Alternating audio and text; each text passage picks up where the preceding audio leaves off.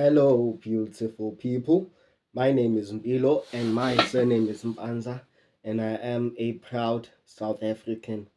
And I just have to say congratulations to South Africa for making it to the round of 32 in the World Cup 2026 edition that is playing at Mexico, Canada, as well as the USA.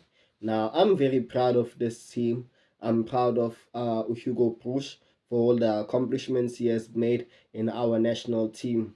Many other years when South Africa was not playing in tournaments such as the Olympics. Hugo Bush made them in qualify for the Olympics back in 2022, which was a great achievement for them. Hugo Bush managed to make them qualify for AFCON in the year 2023, which was a huge achievement for them. Hugo Bush also managed to make them qualify for the AFCON 2024 edition, which they did very poorly, but nonetheless, they qualified for back-to-back AFCONs, and they also qualified for the next AFCON, which would be in 2027. Currently, they are playing in the World Cup 2026 edition. The last World Cup we played in was 2010, and man, have they been doing a good job this year in terms of football. Now, of course, there were lots of ups and downs during the course of his tenure as um, what you call coach of South African football uh, team, first team, men's team. There were lots of people that were not liking his style of play. There were lots of people who were not liking the approach that he made towards the South African team. South Africans are very passionate peoples. They are very opinionated peoples. They are peoples who love a certain style of football, and that showed in them not really appreciating the sort of decisions he was taking throughout the team's progressions. But if there's one thing we know about Hugo Push is the fact that he managed to take a struggling what you call this team, Cameroonian team, and make them winners of AFCON. They qualified for World Cup in consecutive years thanks to Hugo Bruce and his impact. So we knew that our country was on the right track. We might not have liked the way in which he was playing football, but it was giving us results. And many peoples are still criticizing him even now. But the fact that he managed to accomplish a feat that no other South African coach has ever accomplished in the history of South African football does give him a bit of a breather. I mean, it's not child's play to see so many South African based players playing in the World Cup, not only playing but actually competing, giving the rest of the world a run for their money. It's not every day when you see the likes of a South Korean team that has players playing all over the European continent, playing in the top leagues, and some of them are even Champions League winners. And to see them lose to a South African side that has 90% of their players playing local football is a huge achievement in itself. And we're about to play a Canadian side that is very good. They've made it to the knockout stages for the first time in their entire history. They are the hosts of the tournament. It's going to be a very difficult match. We saw how difficult it is to play against the host nations when we are playing against Mexico. Mexico defeated us 2-0. I still believe we could have at least draw that match against Mexico if Hugo Push was brave enough to allow us to play our football, the shoeshine and piano football from Mamelodi Sundowns, as well as the mob justice football from Orlando Pirates, playing very attacking players, playing very strong players in terms of counter attack, as well as playing the ball forward and creating opportunities in front of the goalposts, as well as allowing our wingers to actually get into the middle of the pitch and play around the goal box area, creating opportunities and allowing them to score. Because we know most South African wingers are not, most South African strikers are not really goal scoring strikers, because South Africa plays in most cases with false nines, as well as wingers that are very much aggressive, and they are the ones that usually score.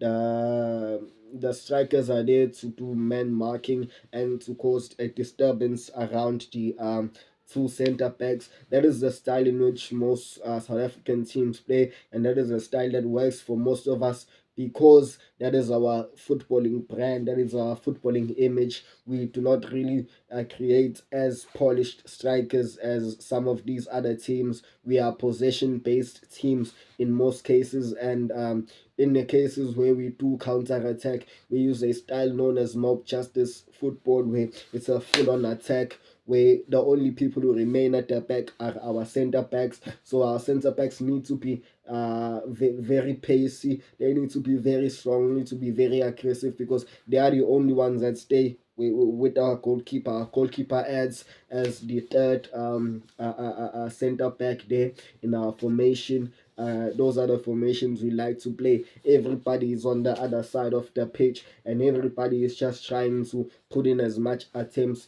on the other side of the goal post. That is the type of football that we play. We like it very much. We play a very possessive game. In some cases, that's why we have such strong midfielders such as Tebogo Mokoena, Jaden Adams, and Talent Mbata. There is a midfielder that I did not like so much, even from my previous videos. You might see that I did not appreciate him that much. Pepelo Stole, but he has redeemed himself in this World Cup. If he continues to play like this in the match against Canada, we stand a fighting chance. We stand a fighting chance of getting a clean sheet against Canada.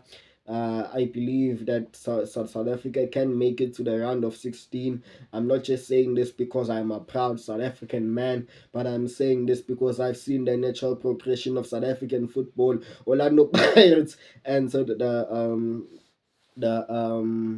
CAF Champions League. They competed, they were successful. They failed to qualify for CAF Champions League this year, but they redeemed themselves in the league, and they will be joining the CAF Champions League next season. Orlando Pirates won the league by goals on end, They were scoring so many goals, and this is the same attacking lineup from Ilokunja, from the Orlando Pirates team, by the way. And I really hope and pray that against Canada, Hugo Broos will use the same lineup of Evidence Mahopa, Austin Apollos, Relebogile Mofokeng, as well as Talent Mbata in the midfield, because he really stabilizes things there.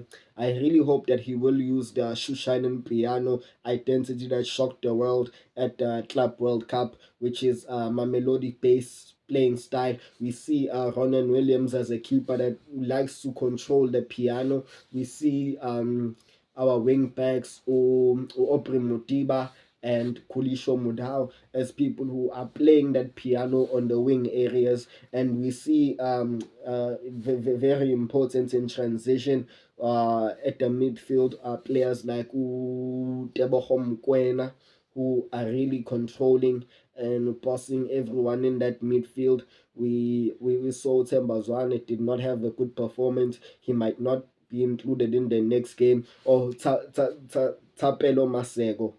Thapelo Masego is a former Mamelodi Sundowns winger. He has progressed drastically ever since he's moved to Cyprus. Thapelo Masego is a former Mamelodi Sundowns who was purchased by a Cyprus League team, and he has improved drastically ever since he's moved to Cyprus. We have been seeing him playing. Yeah, so this was an incredible footballer. This was an incredible player in which Sundowns was able to score big time by giving him a big move to a smaller side on the European continent. However, he has been playing there, and he has been trying to adjust to that new league, and hopefully he becomes another Percy Tau, or even becomes an even better player than Percy Tau. I miss Percy Tau. I'm just gonna be honest. I miss Percy Tau. I wish he was playing for this team. He would have done an even better job than Lyle Foster. No offense to Lyle Foster, but he he he has much for the national team, and I hope that a player of his experience really wake up and smell the coffee, realize how much a bench, and he needs to come into the party, because as South Africa we do need a goal scoring striker. Lyle Foster is a goal scoring striker. Ikram Reyners is a goal scoring striker. But Ikram Reyners is way more aware of the spaces that are being used, and he understands the Shushan and piano style since he has spent 2 seasons at Mamelodi Sundowns. He is a CAF Champions League winner with Mamelodi Sundowns. He is a Betway Premiership winner with Mamelodi Sundowns, and he did play in the CAF Confederations Cup with Stellenbosch. So he is a great player overall. Jaden Adams is also there, bringing stability to this team, and he is a very great midfielder. He has a demanding presence. He is a very scary young man. He's around the ages of 22, 23. He is maturing mind. He's gonna be a problem in the Champions League next season. Watch out for Jaden Adams. He is a general in that midfield. Anyways, thank you very much for listening to this video. I do know that Canada has been improving over the years. I do know that they love football, and I do know that they have been putting in the work, sending players to big European clubs. But South Africa has what I believe Canada does not have, which is heart, which is soul, and they have a clear identity. If we as South Africa can show that on the pitch, then I know without a doubt that we can. I believe we can make it to the round of 16. But regardless, I'm still proud of this team. I'm very proud of Bafana. They've done a fantastic job. They've achieved a feat no other South African team has ever achieved. So I'm gonna be celebrating. Tomorrow, I'm gonna be celebrating throughout the day. I'm gonna be chilling at 9 o'clock, looking at that match as if we have voted out. I'm still gonna be smiling all the way. And I'm gonna be doing a video on Monday celebrating the achievement that South Africa has made, regardless of the results at the end of the match, because that's how proud I am of these men. They went out there and they played our football. That is something beautiful, guys. Imagine there's a child which is 6 years old and they are watching Ozona Paulus do what he did at the World Cup. They are watching what Mbekezeli Mbokazi is doing. Mbekezeli Mbokazi is being praised all over the world.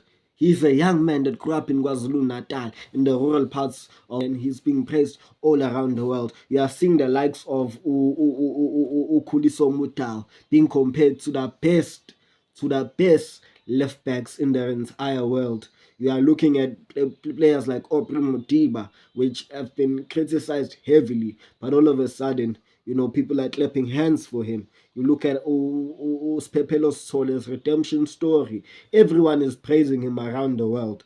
So I'm telling you, these young players are going to be looking at the Bafana squad and saying, I want to do that. In fact, I want to greater heights, because I saw how much it means to the nation for those players to play at the highest level and actually perform, showing the identity of South African football to the world. We can do this, guys.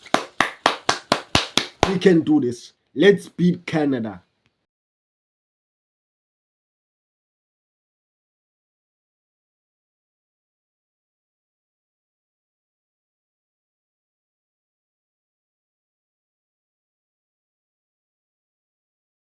Hi, my name is Mpilo. My surname is Mpanza. If you haven't subscribed, please do. Please like, share, and comment. Please click the notification bell so that you may be notified of all videos that I will be posting. Ciao.